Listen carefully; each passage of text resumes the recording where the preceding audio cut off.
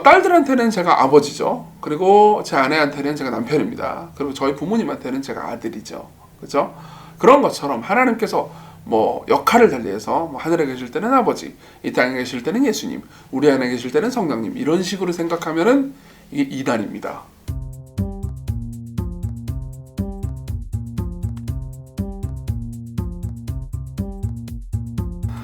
먼저 산문을 좀 읽어드리고요. 그리고 이제 이 산문에서 말하고 있는 교리 삼위일체를 설명해 드리도록 하겠습니다.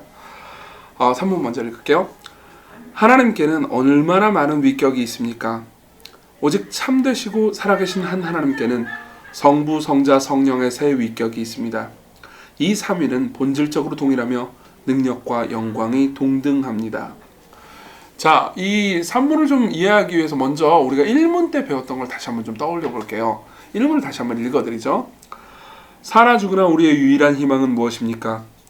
우리는 우리 자신에게 속한 것이 아니며 육체와 영혼, 삶과 죽음 모두 하나님과 우리 구주 예수 그리스도께 속한 것이라는 사실입니다. 자, 생각해 보십시오. 우리의 유일한 희망이 뭐죠? 내가 내게 아니고요, 하나님께 속했다는 겁니다. 그렇죠? 근데 다시 한번 생각해 보죠. 내가 내게 아니고 하나님 건데 하나님이 폭군이거나 무슨 뭐 문제가 있는 분이거나 그러면은 내 삶이 내게 속한 분이 그 폭군이면 나는 불행할 거 아니에요. 그죠? 그러면은 내가 내게 속한 것이 아니고 하나님께 속했다는 것이 언제 좋을까요? 나의 주인이 되신 하나님이 선하신 분이고 좋은 분이라고 할 때 이게 희망이 되지 않겠습니까? 그렇지 않으면 절망이겠죠. 그래서 우리는 계속해서 하나님이 어떤 분이신지에 대해서 배우고 있습니다. 그 중에서도 오늘은 삼위일체를 배울 건데요. 여러분들이 삼위일체 하나님에 대해서 좀 알게 되면은 내가 삼위일체 하나님께 속한 것이 얼마나 좋은 것인지, 그게 어떻게 희망이 되는지 생각해 볼 수 있으실 겁니다. 자, 먼저 삼위일체를 생각할 때 우리가 이제 삼위일체에 대해서 가지고 있는 오해부터 좀 제거를 할 필요가 있어요. 먼저 생각해야 되는 것은 하나님께서는 구분된 세 위격이시라는 겁니다. 이걸 많은 사람들이 오해해서 이제 잘못 이해하고 있습니다. 특히 이제 한국교회 성도들 중에서 이거 잘못 이해하는 경우가 굉장히 많은데요. 벌써 이제 하나님의 이름부터가 하나님이잖아요. 그러니까는 한 존재가 뭐 어떻게 역할을 달리한다거나 혹은 뭐 변형된다거나 이런 식으로 삼위일체를 이해하는 경우가 많습니다. 그냥 한 존재 아니냐 이렇게 생각을 하는 거죠. 예를 한번 들어드리도록 하겠습니다. 그리고 이 예는 이 잘못된 예니까는 이 예를 듣고 뭐 은혜 받으시면 안 됩니다. 예를 들면 이런 거죠. 저는 저희 부모님이 있고요. 그리고 제 아내가 있고요. 그리고 저한테도 이제 이 아이들이 있습니다. 두 딸이 있어요. 딸들한테는 제가 아버지죠. 그리고 제 아내한테는 제가 남편입니다. 그리고 저희 부모님한테는 제가 아들이죠. 그렇죠? 그런 것처럼 하나님께서 뭐 역할을 달리해서 뭐 하늘에 계실 때는 아버지, 이 땅에 계실 때는 예수님, 우리 안에 계실 때는 성령님, 이런 식으로 생각하면은 이게 이단입니다. 뭐 또 다른 것도 있죠. 또 다른 잘못된 예도 있습니다. 뭐 예컨대 이제 물을 예로 드는 거죠. 물이 H2O가 뭐 상온일 때는 그냥 액체고요. 그리고 0도씨 이하일 때는 고체고요. 그리고 100도씨 넘어갈 때는 기체잖아요. 그죠? 그런 것처럼 막 한 존재가 이렇게 저렇게 변화된다. 이것도 성경이 말하는 바와 다릅니다. 그러니까 잘못된 이 사상이죠. 그럼 성경은 뭐라고 말할까요? 성경은 구분된 세 위격의 하나님을 말합니다. 제가 이제 이 성경 한 구절을 읽어드릴게요. 마태복음 3장 16, 17절입니다. 예수께서 세례를 받으시고 곧 물에서 올라오실새 하늘이 열리고 하나님의 성령이 비둘기같이 내려 자기 위에 임하심을 보시더니 하늘로부터 소리가 있어 말씀하시되 이는 내 사랑하는 아들이요 내 기뻐하는 자라 하시니라. 좀 설명을 해드릴게요. 예수님께서 세례를 받으시고 물에서 올라오십니다. 그리고 하늘에서는 성령님이 비둘기처럼 내려오십니다. 비둘기가 내려온 게 아닙니다. 비둘기처럼 내려오신 거예요. 화평의 영으로요. 그리고 이제 하늘에서는 소리가 있어서 이는 내 사랑하는 아들이요 내 기뻐하는 자라 라는 말씀이 있었습니다. 자, 생각해 보십시오. 구분된 세 위격이 있죠. 한 존재가 뭐 이렇게 됐다 저렇게 됐다 하는 거 아니죠. 그죠? 한 존재가 막 변형되는 건 아니죠. 그죠? 성령님과 성자 하나님과 그리고 성부 하나님 각각 구분되어 계십니다. 이걸 신학적으로는 이렇게 표현할 수도 있습니다. 성부는 성자가 아니시고 성자도 성령이 아니시며 성령도 성부와 성자가 아니십니다. 구분된 분이세요. 만일 한 존재가 이렇게 됐다 저렇게 됐다 하는 거라고 생각해 보십시오. 그럼 우리가 성경을 볼 때 예수님께서 성부 하나님께 심한 통곡과 눈물로 간구와 소원을 올리는 장면 같은 것들을 볼 수 있습니다. 근데 한 존재가 막 변형되는 거라고 생각해 보십시오. 그러면 자기가 자기에게 기도한 거예요. 이거는 그냥 뭐 심하게 표현하면 정신분열입니다. 그러니까 하나님을 사실 어떻게 보면 이제 모독하는 방식의 표현인 거죠. 그렇죠? 근데 성경은 구분된 새 위격을 말해줍니다. 그러면 이제 여러분들은 이런 식으로 생각할 수 있습니다. 그래요?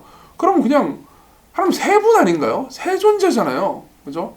이렇게 생각하면 편하잖아요. 이 자꾸 삼위일체 해가지고 하나님이 뭐 세 위격인데 한 분이다. 세 위격인데 한 분이다. 이렇게 얘기하면은 헷갈리는데 구분됐으니까 그냥 세 존재라고 생각하면 안 됩니까? 라고 보통 생각할 수 있습니다. 근데 그렇지도 않습니다. 왜냐하면 성경은 아주 도처에서 하나님이 한 분이시다라고 계속 얘기해주고 있거든요. 예컨대 신명기 6장 4절을 보면요, 이런 말씀이 있습니다. 이스라엘아 들으라, 우리 하나님 여호와는 오직 유일한 여호와시니. 한 분이시라는 거죠. 또 이런 말씀도 있습니다. 디모데전서 2장 5절. 하나님은 한 분이시요 또 하나님과 사람 사이의 중보자도 한 분이시니 곧 사람이신 그리스도 예수라. 그렇죠? 여러 본문에서 하나님이 한 분이시라고 말합니다. 그렇죠? 그럼 왜 이게 도대체 무슨 의미일까요? 어떤 사람들은 이게 너무 복잡하고 너무 철학적이어서 설명 들어도 모르겠다. 이거 우리를 괴롭히기 위해서 만든 교리 아니냐?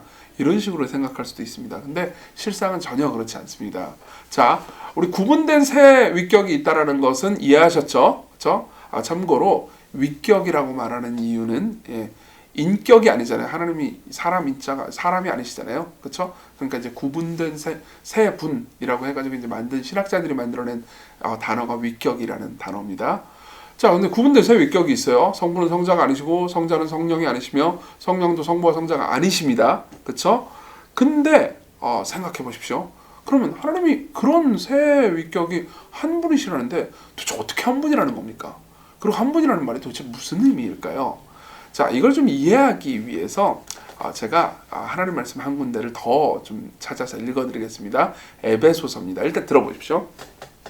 에베소서 4장 1절부터 6절을 읽어드릴게요.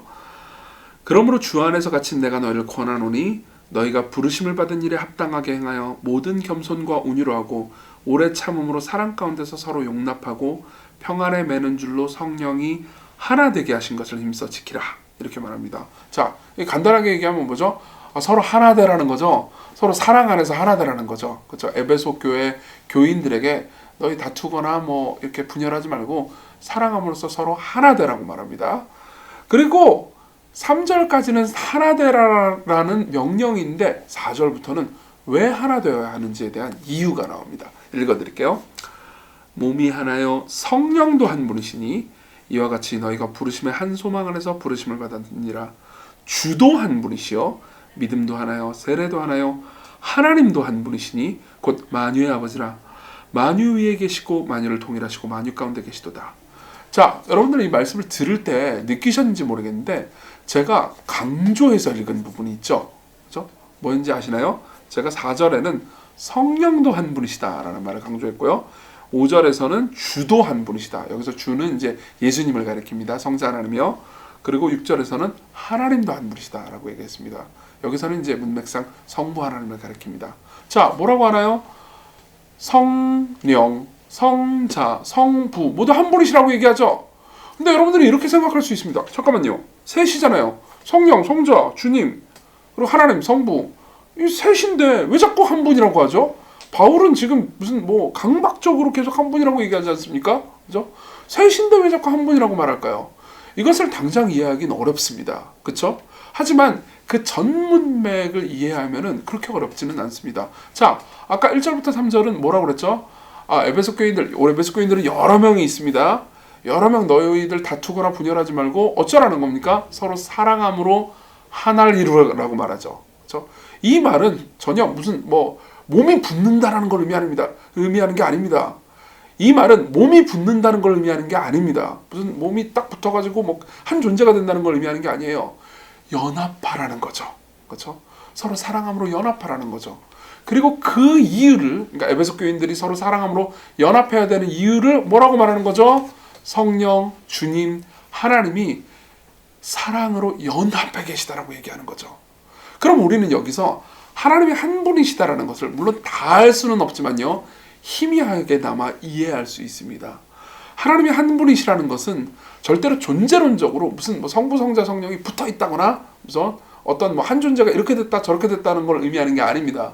세 위격의 하나님이 완벽한 연합을 이루고 있다는 거죠. 아까 제가 이 말씀을 인용한 적이 있어요. 그죠? 신명기 6장 4절에 이스라엘아 들으라 우리 하나님 여호와는 오직 유일한 분이라고요. 이게 하나님의 한 분이심을 말하는 아주 중요한 구절입니다. 근데 성경에 보면 이런 말씀도 있어요. 창세기 2장 24절입니다. 제가 읽어드릴게요. 이러므로 남자가 부모를 떠나 그의 아내와 합하여 둘이 한 몸을 이룰지로다. 그렇죠? 여기는 뭘 얘기해 주죠? 부부에 대한 이야기를 하죠. 결혼 제도에 대해서 성경이 말해주는 겁니다. 남자가 부모를 떠나서 아내와 합하여, 그러니까 남자가 여자를 만나서 어떻게 되죠? 한 몸이 됩니다. 그럼 생각해 보십시오. 결혼을 하면 둘이 막 몸이 붙습니까? 자웅동체가 되나요? 그렇지 않죠. 그죠? 여기서의 하나는 뭘 의미하죠? 연합을 가리킵니다.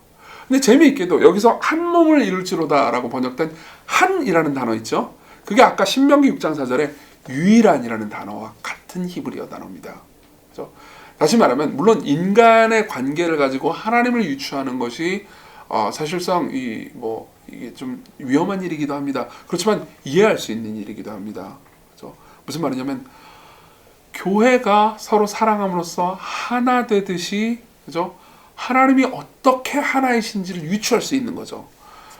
부부가 어떻게 연합되죠? 서로 사랑의 언약으로 하나 됩니다. 서로 사랑함으로써 하나 됩니다. 그죠? 서로 사랑하겠다고 죽는 날까지 사랑하겠다고 언약함으로 하나가 되죠. 그죠? 그러면 우리는 비밀을 알 수 있습니다.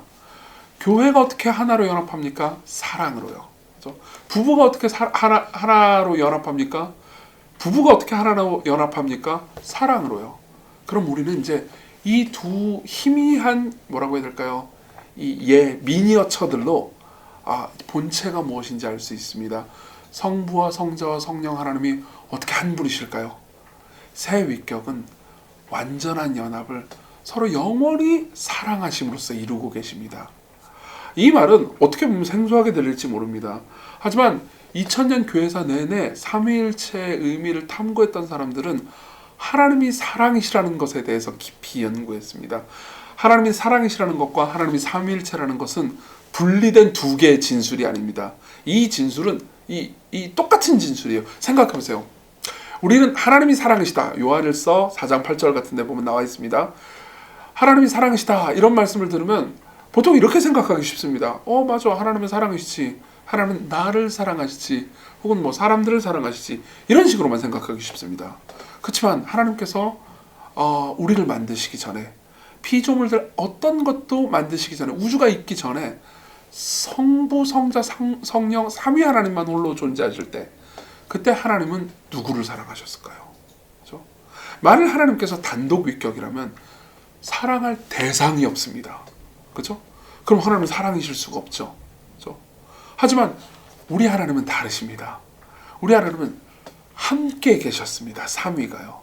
그래서 실제로 이 요한복음 17장에 보면요, 이런 말씀이 있다. 요한복음 17장 제가 읽어드릴게요. 24절입니다. 아버지여, 예수님께서 성부 하나님께 기도하는 내용입니다. 내게 주신 자도 나 있는 곳에 나와 함께 있어 아버지께서 창세전부터 나를 사랑하심으로 내게 주신 나의 영광을 그들로 보게 하시기를 원하옵나이다. 뭐라고 말하죠? 아버지께서, 성부께서 창세전부터 예수님을 사랑하셨다고 말하죠. 창세전에 하나님께서는 누구를 사랑하셨습니까? 예수님을요. 성령님을요. 성령님도 성부와 성자를요. 그렇죠? 그래서 마틴 로이드 존스라는 목사님은 이런 식으로 이야기합니다. 제가 읽어드릴게요. 영원하신 하나님이 사랑이시라면 그분은 창조 전부터, 시간이 만들어지기 전부터 계속해서 사랑해 오셨습니다. 하지만 누구를 사랑하셨을까요? 이 사실은 거의 필연적으로 삼위일체를 주장하고 있지 않습니까? 실제로 성경은 삼위일체 안에 세 복된 위격이 영원 무궁토록 서로를 완벽하게 사랑해왔다는 것을 가르쳐줍니다. 이게 삼위일체를 이해하는 비결입니다. 이게 삼위일체를 이해하는 유일한 킴이다. 하나님은 사랑이시라는 것이요. 생각해 보십시오. 기독교의 하나님 아니고는 다른 어떤 종교의 신도 원래부터 사랑일 수는 없습니다. 이슬람교나 유대교의 신은 생각해보십시오. 그냥 우리랑 비슷한 신처럼 보이잖아요. 유일신처럼 보이니까요. 그렇지만 그들은 단독위격입니다. 사랑할 대상이 있지 않아요. 그렇지만 우리가 섬기는 하나님은요, 삼위로 창세전부터 존재해왔고요. 구분된 삼위께서 영원전부터 연합해 계셨습니다. 우리가 상상하거나 이해할 수 없을 정도로, 그렇죠? 우리가 감히 가늠할 수 없을 정도로 서로 완벽한 사랑으로, 이제 도저히 셋이라고 말할 수 없을 정도로 완벽한 사랑으로 서로를 사랑해 오셨습니다. 그렇죠? 그리고 앞으로도 영원히 그렇고요. 그렇죠? 이게 삼위일체의 의미고 삼위일체의 비밀입니다. 우리는 때로는 교회도 분열이 있습니다. 그리고 가족 간에, 부부 간에도 싸움이 있죠. 그렇지만 하나님은 전혀 다툼과 고통과 분열과 그리고 서로 이해하지 못함이 없으십니다. 그러면 완벽하게 서로를 이해하시고 완벽하게 한 뜻이고 완벽하게 서로를 사랑하십니다. 그렇기 때문에 하나님은 사랑이십니다. 이걸 생각해 보십시오. 우리가 이 속한 우리의 주인이신 하나님이 본질적으로 영원전부터 사랑이신 분이고 본질적으로 영원전부터 서로 사랑해 오신 분이라고 생각해 보십시오. 그렇다면 그러한 하나님은 나쁜 분이실 리가 없습니다. 그러한 하나님은 폭군이실 리가 없습니다. 그러한 하나님은 사랑을 이해 못하시는 분일 리 없습니다. 그렇죠? 그렇다면 우리가 하나님께 속했다는 것이 우리의 희망이 될 수 있겠죠. 이게 삼위일체 교리가 우리에게 주는 희망입니다. 이걸 생각해 보시고 삼위일체 교리가 어떤 것인지 다시 한번 깊이 숙고해 보셨으면 좋겠습니다. 네, 오늘은 여기까지 하겠습니다. 감사합니다.